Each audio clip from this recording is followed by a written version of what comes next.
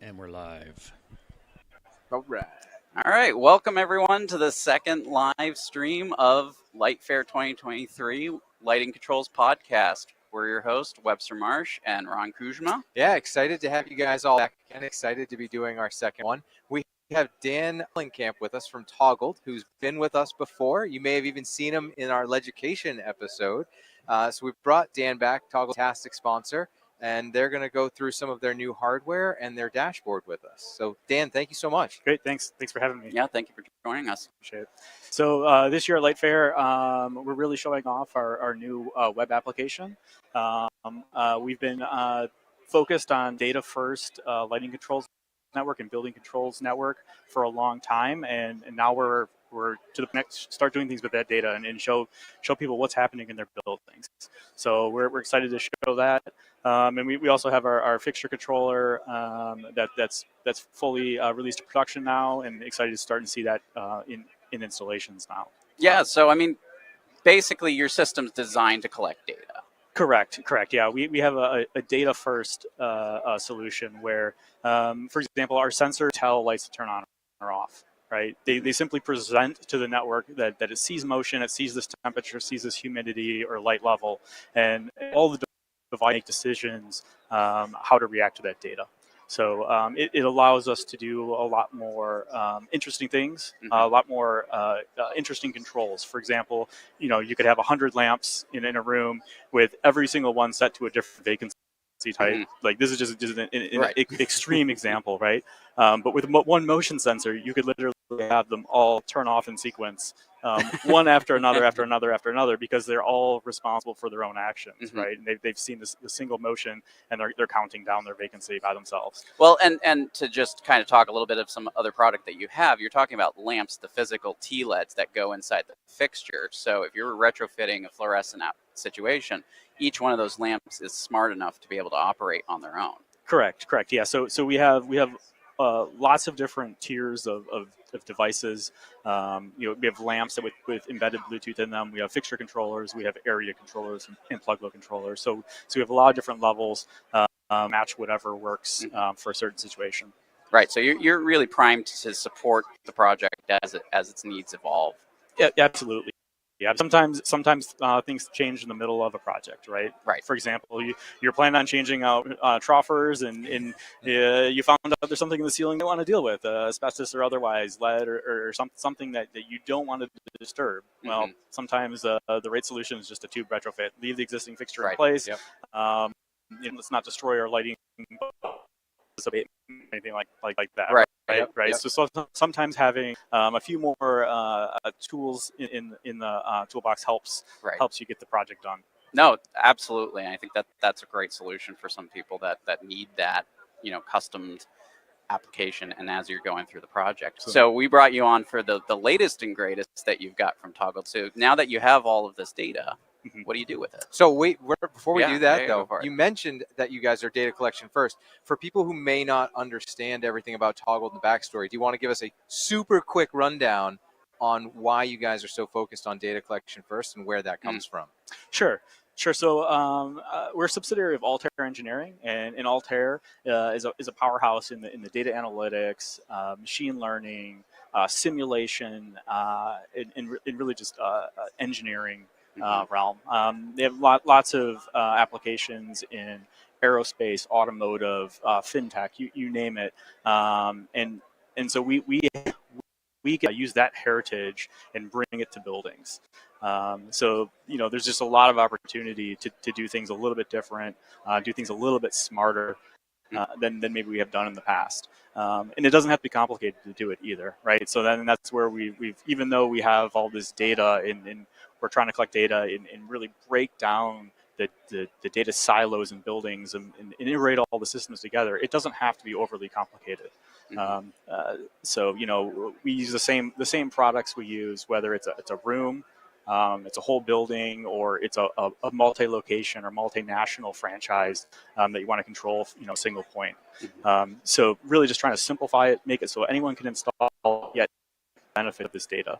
Nice. Awesome. Yeah. And so, just for anybody listening, it's scalable. That's what it means. Right. You can start with a sensor, and then expand out from there. Yeah, absolutely. Technically, a system can you could have a system, a network, a system, a single device. So you could install a single linear lamp that has a high-end trim where we reduce the light output, and that's a system. I mean, Right. you could even because every device has its own instruction set and makes its own mistake, you could actually just put a vacancy timeout on that single device, right? And if you turn the power on, the light comes on, and then have to turn off. And if you turn it off, turn it back on, it'll time out again, right? So really, you only add what you need.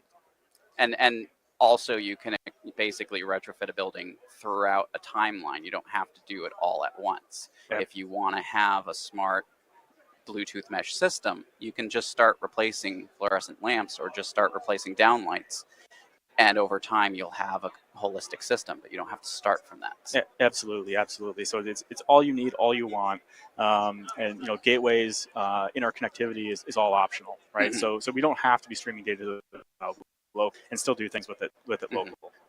Right, and then also on the gateway, you can integrate with the BMS. Yep, absolutely. So really easy integration with third-party systems and devices.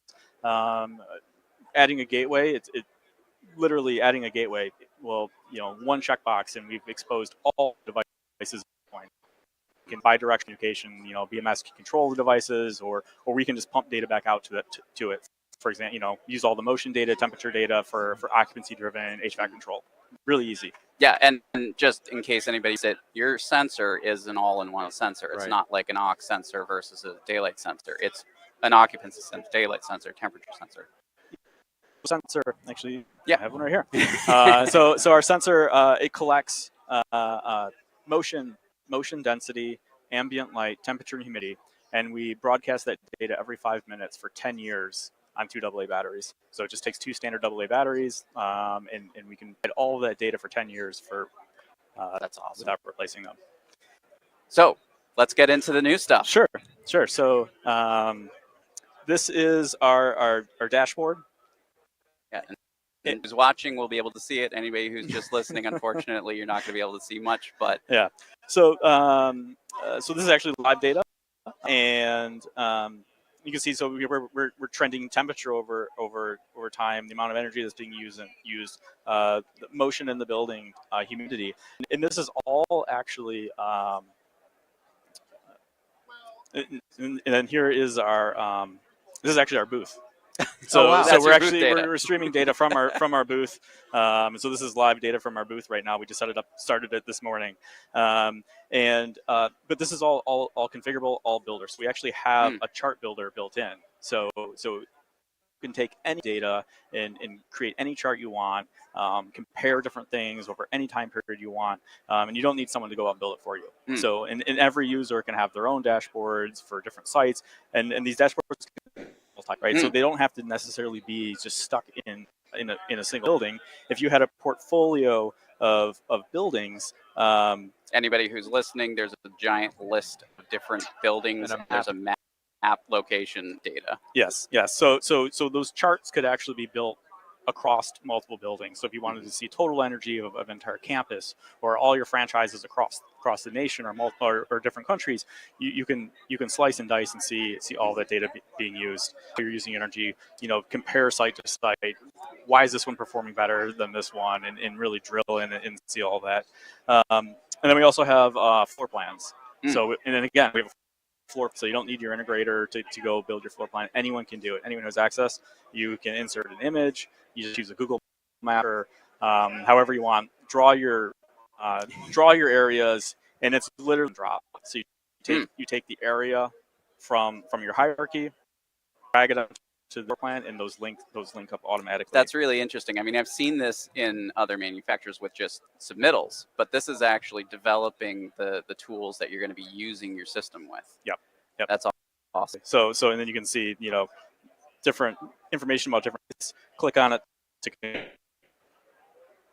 So this is really this is where we're putting all of our effort right now, and we're really going to just keep working on here and new and more features and more capable. Right, and that's something that's really interesting about your company is because you're so involved in the data, you basically add API integration as if you get the gateway. It's not like an added service. It's not going to upcharge the project to have to do special integration. You're just Yep. We support lots of different protocols. We support like you mentioned, clearly Bluetooth. Yep. We support LoRaWAN, so we can do third-party sensors, open close, leak detection. All those things can also be presented in this application. We also support BACnet IP, Modbus, MQTT. It keeps expanding. Yeah. I think LoRaWAN's the most recent one, but you're talking about other protocols are awesome because there's so many protocols when it comes to lighting controls. Right. And it's really about how, to make a building smarter, we really need to get it all working together. Yes. So that's working together. Yeah. Then we need to get data out. We need to analyze that data. Then we take action on that data. Right. More and more, it's gonna become more and more. But again, as much as you want, right. So definitely, we suggest let's walk before we run. Yeah. Some people are crawling. That's fine. That's fine. We got to go at the right solution for your customer. Sure. We run into this all the time.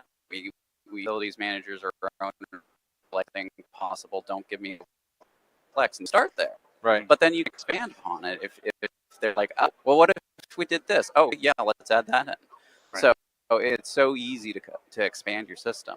Right, and that's exactly what we want, right? We don't have different tiers of product. If you wanted to do a simple room control versus a whole building or a larger installation, you didn't buy the wrong thing, right? So we can always upgrade. Half the time it's just upgrading in the way it's configured or adding a few more devices. It's not we bought something that is now obsolete, right? So continue to upgrade them. We can do firmware updates to add new features as they become available. So we really trying to prevent regret in buying something. It's like, oh, I wish I would have done this, or I wish I had done the better system. I'll see. Too often. And even with right?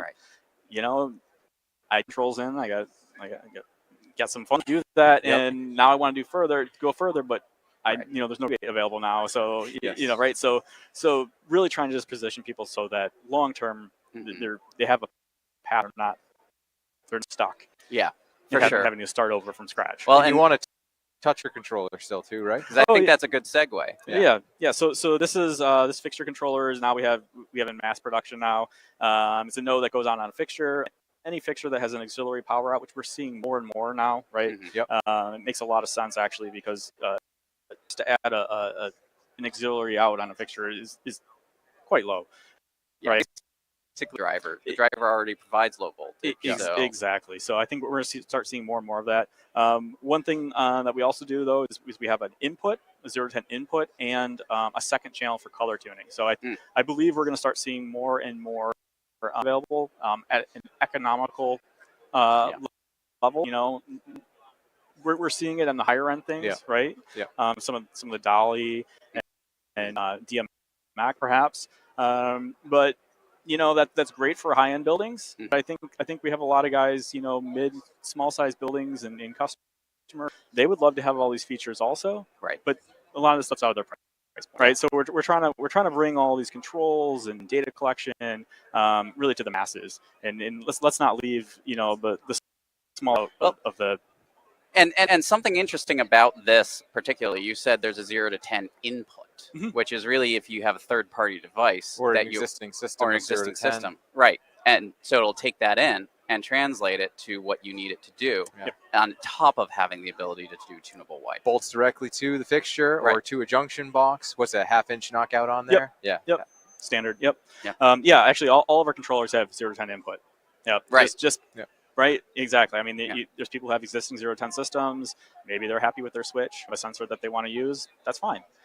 Sometimes we want to follow what that 0 to 10 signal is telling us. Sometimes we don't, right? So it gives us the opportunity to intercept it, interpret it, maybe do something different, or just do what the rest of the system is telling us to do. No, I think it's fantastic and definitely leading the way when it comes to integration. So thank you so much for joining us. Oh, Really appreciate it. Thank you for having me. Cool stuff. Yeah. If you want to check it out, go to toggled.com, TOGGLED.com. So much, and thank you guys for joining us again. We'll see you. Thanks, guys. Thank you. All right. Awesome.